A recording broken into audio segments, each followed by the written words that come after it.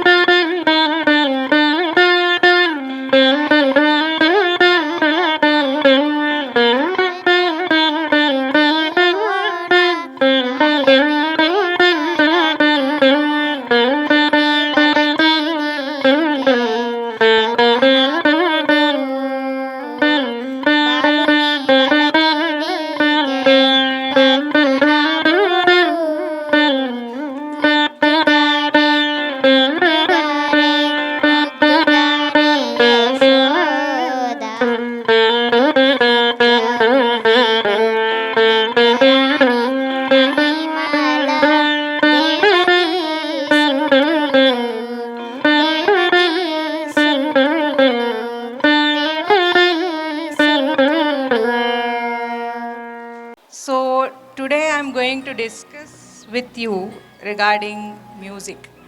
So music is already there in our life. Other than this music that people create, there is music in nature also. Yes? Like chirping of birds. Yes? Then have you all gone to beach?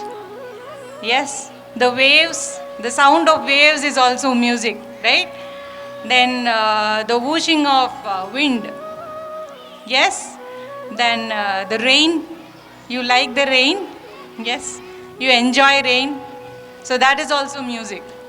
So music is like a language that conveys or evokes emotions. So the good part of it is that we can learn how to create music, and we can learn how to listen and recreate the music that others have already created. Yes? Okay. So how do we learn that? That is where Carnatic music comes into place. how can I describe Carnatic music is that it is like a grandmother to all music.